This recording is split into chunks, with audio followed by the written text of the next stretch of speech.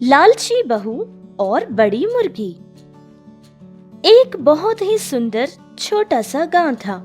उसी गांव में सरोज नाम की एक औरत रहती थी और वो मुर्गी की व्यापारी थी।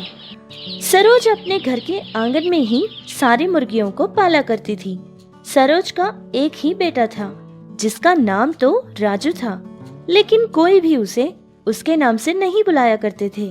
सारे लोग उसे अंडे के नाम से बुलाया करते थे, क्योंकि राजू की माँ एक मुर्गी की व्यापारी थी, जिससे उसकी सारी ही मुर्गियाँ हर रोज बहुत सारे अंडे दिया करती थी और राजू उन अंडों में से आधे अंडे वही खा जाया करता था, जिसके कारण उसको ये नाम पड़ गया था।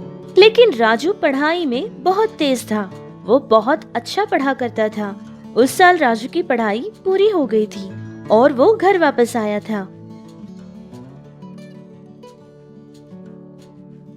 अरे बेटा, तो आ गया। कितने दिन हो गए तुझे देखकर। माँ, इस साल मेरी पढ़ाई पूरी हो गई है और मैं कॉलेज में फर्स्ट क्लास से पास हुआ हूँ माँ। अरे वाह, ये तो बहुत खुशी की बात है। और तुझे पता है बेटा, इतना तेज दिमाग तुझे किस कारण मिला है? इसीलिए कि तू बचपन में बहुत ज्यादा मुर्गी के अंडे खाया करता था। चलो, जो भी हुआ अच्छा ही हुआ। अब तू आ गया है ना, हमारे व्यापार को संभाल लेगा। अरे माँ, ये तुम क्या कह रही हो? दिन रात मैंने इतनी मेहनत करके पढ़ाई की थी और तुम कहती हो कि ये सब कुछ मुर्गी के अंडों की वजह से हुआ है। वैसे भी मैंने इतनी मेहनत करके पढ़ाई इसलिए नहीं पढ़ी है कि इन मुर्गियों को संभालूंगा। हमारे कॉलेज में कैंपस इंटरव्यू हुआ था और उसमें मुझे एक बहुत अच्छी कंपनी में बहुत बड़ी जॉब मिली है माँ। मैं नौकरी करना चाहता हूँ। क्या? इसका मतलब तू अपनी माँ की बात नहीं मानेगा क्या? हाँ हाँ, हम औलाद को तो जन्म दे सकते हैं, लेकिन उनकी सोच और उनके कामों को तो हम जन्म नहीं देते ना। ठीक है, तेरी मर्जी है, लेकिन हाँ, शादी करके ही तुझे काम के लिए जाना पड़ेगा। जो लड़की को मैं बताऊंगी उसी लड़की से तू शादी करेगा। वैसे शहर जाने के बाद वहाँ शहर की किसी मुर्गी को तो तूने पसंद नहीं कर लिया ना? अरे माँ, ऐसा कुछ भी नहीं है। वैसे भी ये मुर्गियों की भाषा क्या बात करती हो माँ? हाँ, फिर तो ठीक है। मैं ना यही गांव की एक अच्छी सी मुर्गी को ढूंढकर तेरी शादी कर दूंगी और 1 साल पूरे होने से पहले ही अंडा दे देगी। अरे मेरा मतलब, एक बच्चे को जन्म दे देगी और मुझे दादी बना देगी। हाँ माँ, वो सब तो ठीक है, लेकिन शादी करके आने के बाद उस लड़की को 1 साल तक यहीं रहना पड़ेगा। जब मैं मेरी कंपनी में अच्छे से जॉब कर लूंगा और मेरा जॉब परमानेंट हो जाएगा, तब तक के लिए उसको यहीं रहना पड़ेगा, क्योंकि शहर में हर चीज का दाम बहुत ज्यादा होता है। मैं तो अपने फ्रेंड्स के रूम में किसी भी तरह रह जाऊंगा। अगर इस बात के लिए तुम राजी हो तो मैं भी शादी करने के लिए तैयार हूँ।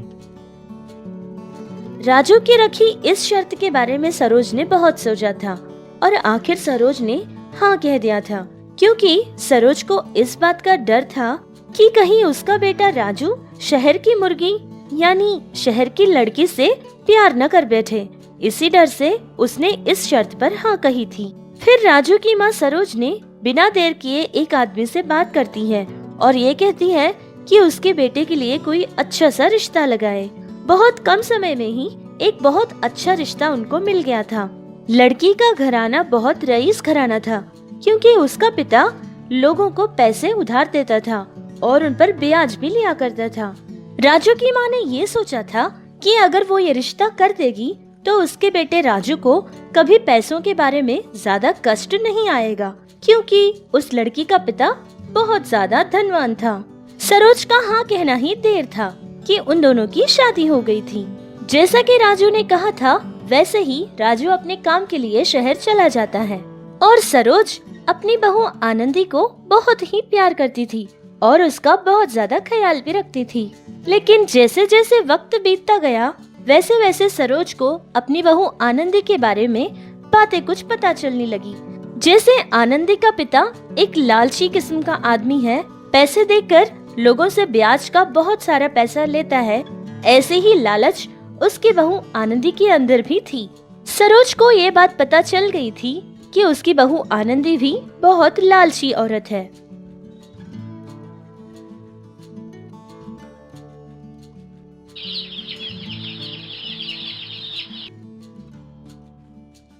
माँ जी, ये बिना कोई काम किए रहना मुझसे नहीं हो रहा है माँ जी, बहुत बोर हो जाती हूँ। मैं भी ना आपकी तरह मुर्गियाँ पालूंगी। अरे बेटी आनंदी, मैं मेरी मुर्गियों का बहुत ही मन से ध्यान रखती हूँ। वैसे बेटी, ये सब तुम नहीं कर पाओगी। अरे माँ जी, ये आप कैसी बातें कर रही हैं? आपको ये लगता है कि मैं कुछ नहीं कर सकती? अच्छा, तो आपको इस बात का डर है कि मैं आपसे भी ज्यादा अच्छा मुर्गियों को पालने लगूंगी और आप मेरे सामने हार जाएंगी, है ना? अरे ओ लड़की, इस बात का ध्यान रखना कि तुम किससे बात कर रही हो। वैसे तुम्हारे साथ मैं शर्त लगाऊंगी। ये तो वही हाल हुआ कि मुर्गी का अंडा ही आकर मुर्गी को चिढ़ाने लगा। ठीक है, अगर तुम्हें यही करना पसंद है तो तुम कर सकती हो। मैं भी देखती हूँ तुम कितना अच्छा करोगी।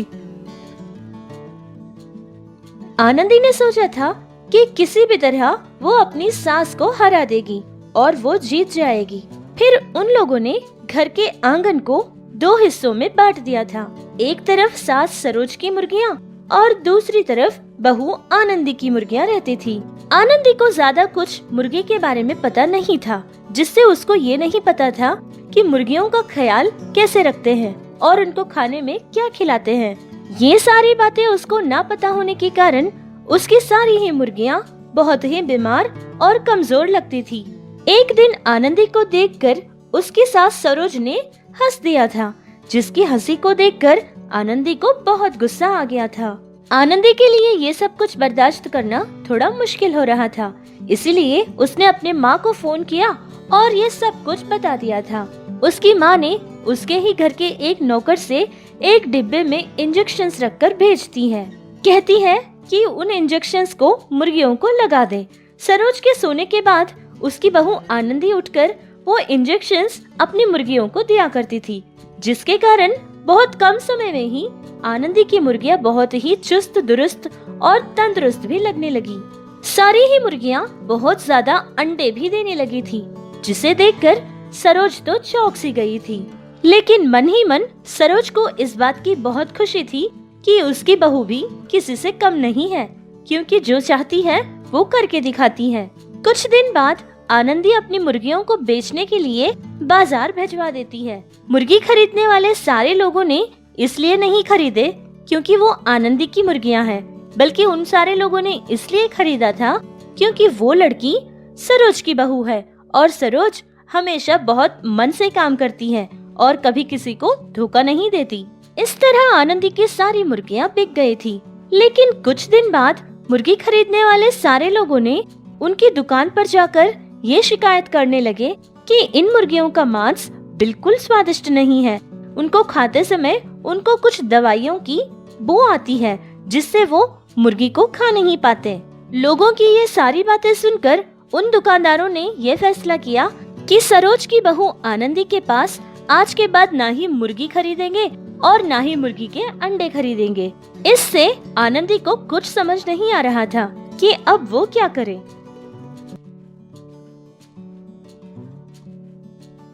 अरे बेटी, क्या हो गया? ये अचानक सारे लोगों ने तुम्हारी मुर्गियां खरीदने से मना क्यों कर दिया है? इसमें क्या मैं तुम्हारी कोई सहायता कर सकती हूँ? क्यों माँ जी, रहने ही दीजिए। ये सहानुभूति बताने की बातें क्यों कर रही हैं आप? मन ही मन आपको भी तो बहुत खुशी ही हो रही है ना कि मेरे साथ ये सब कुछ हो रहा है। वैसे मुझे किसी की सहायता की कोई जरूरत नहीं है। मुझे अच्छे से पता है कि अब मुझे क्या करना है। अरे, मैंने इतना गलत क्या कह दिया जो कि इतना गुस्सा हो रही हो तुम? आनंदी को ये लगता था कि उसकी सास सरोज ने उसका मजाक उड़ाने के लिए ही ये सब बातें की है। इसकी वजह से आनंदी को थोड़ा दुख हुआ था। फिर आनंदी ने ये सोचा कि इस बार किसी भी तरह वो शर्त में जीत कर ही रहेगी और अपनी सास को सबक सिखाएगी। फिर तुरंत ही आनंदी ने अपनी माँ को फोन करके ये सारी बात बताई थी। उसकी माँ को भी यही लगा था कि सरोज की ही गलती है। फिर उसकी माँ ने उसे एक सलाह दी थी।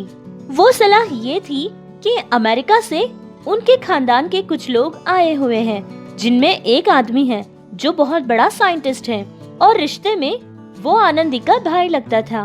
उससे जाकर मिलने के लिए कहती है और साथ ही साथ ये भी कहती है कि उसको अपनी सारी परेशानी बता दी है और वो उसकी जरूर सहायता करेगा।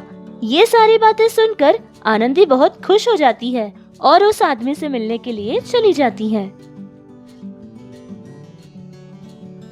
अरे आनंदी, आओ आओ, मुझे तुम्हारी प्रॉब्लम के बारे में पता है। अब मैं तुम्हारी सास को बहुत ही बढ़िया वाला सबक सिखाऊंगा। मैं तुम्हें एक दवाई दूंगा और उसको ले जाकर एक मुर्गी को रोजाना खिलाते रहना और देखना ठीक 1 हफ्ते बाद क्या होता है।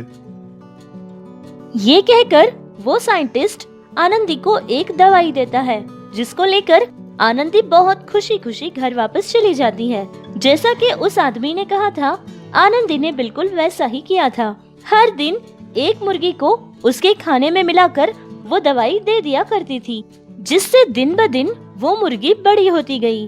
पहले दिन उसका आकार कुछ बड़ा हो गया था, दूसरे दिन कुछ और बड़ा हो गया था और तीसरे दिन उससे भी ज्यादा बड़ा हो गया था। ऐसे ही ठीक 7 दिन तक आनंदी उस मुर्गी को वो दवाई खिलाती रही और एक दिन वो मुर्गी बहुत ज्यादा ही बड़ी हो गई थी। उस मुर्गी को देखकर सरोज तो बेहोश होकर गिर ही गई थी। लेकिन ये सब देखकर आनंदी तो बहुत खुश थी। तुरंत ही वो अपने माँ को फोन करके ये सारी बात बताकर बहुत खुश हो जाती है। फिर दूसरे दिन उस मुर्गी को बेचने के लिए उस मुर्गी के गले में एक रस्सी को बांधकर मार्केट की तरफ ले जाती है। गांव के सारे लोग बहुत ही हैरान होकर उस मुर्गी को देखने लगे। ये सब कुछ देखकर आनंदी और ज्यादा खुश होने लगी। उस मुर्गी को बेचने के लिए चिकन खरीदने वाले व्यापारियों के पास आनंदी जाती है। पहला व्यापारी उस मुर्गी को देखते ही बहुत डर ही जाता है और दूसरा व्यापारी उस मुर्गी को देखकर डर के मारे भाग ही जाता है और फिर तीसरा व्यापारी उस मुर्गी को देखते ही बेहोश होकर गिर जाता है। ये सब देखकर आनंदी को ये बात समझ आ गई थी कि इस मुर्गी को कोई खरीदने वाला नहीं है। अब वो कर भी कुछ नहीं सकती थी, इसलिए चुपचाप अपनी मुर्गी को लेकर वो वापस घर आ जाती है। घर के आंगन में बैठकर ऐसे ही आनंदी सोच में पड़ गई थी, लेकिन वो बड़ी सी मुर्गी तो भूख के मारे चिल्ला रही थी। उस मुर्गी के खाने के लिए पहले तो आनंदी का पिता कुछ न कुछ भेजा करता था, लेकिन आनंदी का पिता भी बहुत ही कंजूस था, जिसके कारण कुछ ही दिनों में उसने उस मुर्गी के लिए खाना भिजवाना भी बंद कर दिया था। आनंदी को इस बात का बहुत ज्यादा दुख हुआ था कि उसका पिता भी उसका साथ नहीं दे रहा है, लेकिन उसको ये भी समझ नहीं आ रहा था कि अब उस बड़ी सी मुर्गी को वो क्या खिलाए और उसे कुछ खिलाने के लिए वो कहाँ जाएगी और क्या लाएगी। ऐसे ही बैठकर सोच रही थी और तभी उसकी सास सरोज आनंदी के पास जाकर उसको हिम्मत देती है और कहती है कि वो कोई चिंता ना करे क्योंकि वो उसके साथ है। दूसरे दिन आनंदी फिर से उस साइंटिस्ट के पास जाकर ये कहती है कि वो मुर्गी को फिर से मामूली तरह बनाना चाहती है, इसके लिए कोई दवा मांगती है। वो साइंटिस्ट फिर से आनंदी को एक दवाई देता है और कहता है उसके खाने में मिलाकर उसको खिला दे, तो वो फिर से जैसी पहले थी वैसी ही हो जाएगी। आनंदी घर आकर वैसा ही करती है और वो मुर्गी फिर से पहले की तरह हो गई थी, जिससे आनंदी ने चैन की सांस ली थी। अपनी गलती का आनंदी को पछतावा था और सरोज के पास आकर आनंदी माफी मांगती है और कहती है कि ऐसी गलती दोबारा कभी नहीं करेगी। तब से वो दोनों सास बहू नहीं बल्कि माँ बेटी की तरह जीने लगे। अगर ये कहानी आपको अच्छी लगी तो लाइक करना और हमारे चैनल को सब्सक्राइब करना।